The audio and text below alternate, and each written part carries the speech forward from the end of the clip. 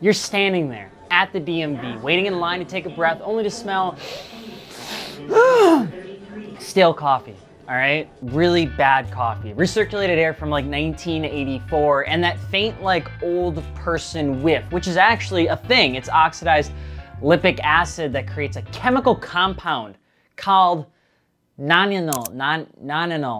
Bill Nye the Science Guy. Which is that old person smell, just in case you're wondering. That's the more you know. Okay, but you start sweating when the number gets called, you got your ticket, okay? And all you want is the plates cheering your 2018 Golf R. That's all you want. You start walking through the paperwork and they look at the purchase price. As you're sweating bullets, they look above their bifocals and they say, $24?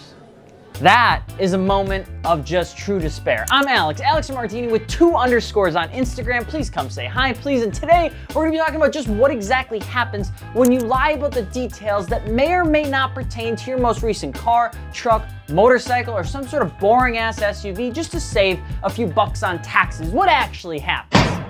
Let me know below on the best quote-unquote deal you've ever got on a car in the comments, because I'm still responding to every single one. And be sure to check out alexmartini.net because we just dropped some new tees and the support we need a lot. This is my old school RuneScape Legacy tee. The back is awesome. I'd really appreciate it. Plus, they're super high quality because I didn't want them to be trash. You know, I don't want them to like fade after a single print. So they're a little bit more, but they're super cool. I like them, you know, whatever, all right? Now, this makes sense in your head for the most part, right? Like you're buying a used vehicle, the vehicle was new at one point, and then that vehicle was purchased from the dealer.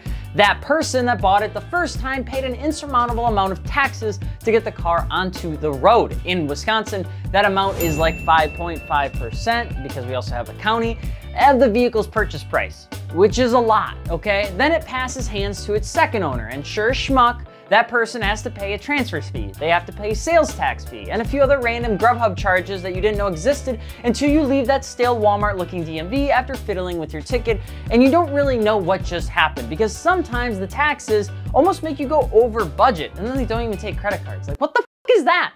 This goes on for years until the car falls apart or ends up totaled and a 16-year-old tries to buy it for their YouTube channel. It's a lot of cashing in on the state's part for a single vehicle to be driven on a road when most vehicles have like 6 or 7 owners. So you, being the person that you are, feel that's unfair, and you go up and falsify the amount you buy the vehicle for. After all, taxes were already paid, and taxes are whatever you want them to be, okay?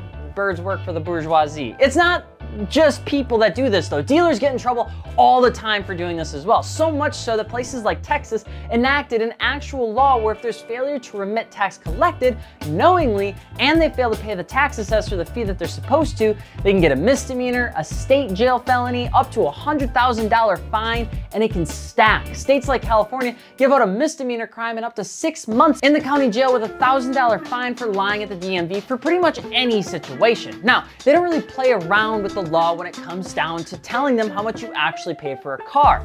Like, they want your blood. Bye! Everyone has done it! Literally every form, every post, every person that's ever sold a car has probably either told or been told, yeah, just keep that purchase price section blank for me, will you? I'll take care of that later. Make you feel a little bit uneasy, but at the end of the day, most people do. So why is it so common knowledge, even when the laws are pretty darn straightforward, that if you lie, you'll end up in jail, all right? And you'll be jailed forever, and you're the worst person. You'll never see your favorite animal again. You won't get to vote. It sucks in jail. You don't even get a PS5. All right, well, it's maybe not that extreme, but these actually might be a few reasons why there's such strict laws, yet it never really seems to ever come to fruition. In the past, before the internet, there weren't many state registration systems that spoke to each other outside of the federal government occasionally needing to. Even up until 2017, when I worked at a financial institution doing personal and commercial loans, the state registration system for vehicles didn't really communicate with the federal systems pretty much at all, meaning that much information was state controlled only. And if an interstate document or registration information was required, it would typically be a manual pull of sorts. It'd be pretty time consuming, and it was clunky at best because not all the time did that information ever really get filled out. In the past, and even before my time in the Wisconsin online registration system, which is what the state used at the time, states didn't have a good consistent system that monitored purchase price on used vehicles that could be referenced to measure outliers, or in our case, liars. As such, while the laws said pretty much don't do it, it was much more of like an honor system than you probably think. Sure, the information could be recorded, but if you want a big brain thought, you kind of have to remember this, that unstructured stuff that just sits out there that's unused is just called data. Turning that data into comprehensible portions to make a decision is information, and states aren't very good at that, and goddamn does the USA love to keep things in data form because it's easier. And you can have half-truths. It makes it really easy every political season. But that's besides the point. As we enter the dawn of technology, the states and federal government tried getting more intelligent with this. Essentially, the federal government trying to help the states make sure that they're collecting the right amount of tax. And they started introducing things like laws requiring comparisons of purchase value to fair market value to try and measure outliers. Problem came from that is that while this sounds good, fair market value in itself is contingent on so many variables that it was and still is incredibly difficult to enforce on someone like you or me. Because you can buy a car for $3,500 when it was previously purchased and tagged by the DMV at $10,000 just 2 or 3 years ago. It may sound like a red flag, but if the DMV has no record on if the interior was destroyed by a dog or the car sat outside for 5 years and rusted out, you have no grounds to stand on that the car was worth 10 grand then or $3,500 now, even at fair market value rate. And if you start inflicting that on other people, it's not fair. A 2011 Subaru STI, for instance, on Kelley Blue Book right now has a poor condition value of unavailable, a $17,000 value at fair, a $19,000 at good, a $20,000 at very good, and $21,000 to $25,000 at excellent. Just fair's the top end is an 8 grand difference on one car in one zip code. Now, states like Wisconsin further tried to restrict the gap in this process by introducing requirements on bill of sales. Sellers having to report that they sold a vehicle and how much in hopes of having the seller report it independently might actually make a difference in terms of what the purchase value was.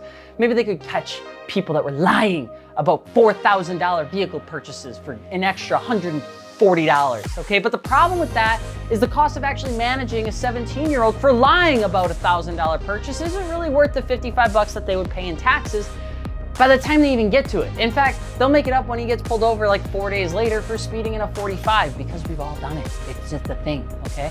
But this video isn't meant to make you feel comfortable with lying at the DMV because at the end of the day, and officially stating, you shouldn't tamper, lie, or misrepresent yourself to the DMV or any government agency pretty much ever. And while they may be a bit maybe elementary on how they manage vehicle purchase history, the systems the Fed use and are trying to integrate into the states are much, much smarter. And that's kind of the scary part. For instance, there's an accountant law. This is actually pretty interesting. For instance, there's an accounting law or a guideline or a financial law, whatever you want to call it, okay? It's called Benford's Law. It's been around for a while, and it's a fun little thing to learn if you got a couple 2-3 minutes, which suggests that number distribution, i.e. the numbers next to each other to represent a whole number, is less random than you would actually expect. For instance, 30% of numbers should start with 1, whereas the number starting with 9 only has a likelihood of 4.6%.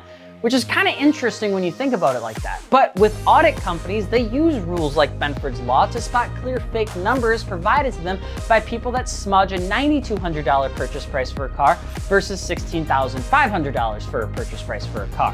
And systems like this are becoming more common, and with more state integrations with third-party services like them using the back end of Kelley Blue Book or TrueCar, whatever the hell they're called these days, and dealerships that sell more cars than dreams in the States, the more regulation they can provide to those places, the harder it's going to be to actually try to evade taxes, which you shouldn't do, but you get the point. So while you may be able to get away with it because of the past, it's not to say that people don't get in trouble every day for lying about how much they paid for their car. You can trade, you can swap, you can sell for a lesser value, or you can come up with a white lie to the 75-year-old DMV employee. But at the end of the day, the state and federal government aren't slowing down and trying to make sure that you pay for every single thing that you do. And that includes that 2001 Neon, all right? I'm sorry. But what do you think about the whole thing? Is it fair or is it unfair? Let me know below, and of course, thanks for watching. We hope you subscribe, and we will see you next time. Thank you for checking out the new set. We're trying some different places. Let me know what you think. We'll see you later. Peace.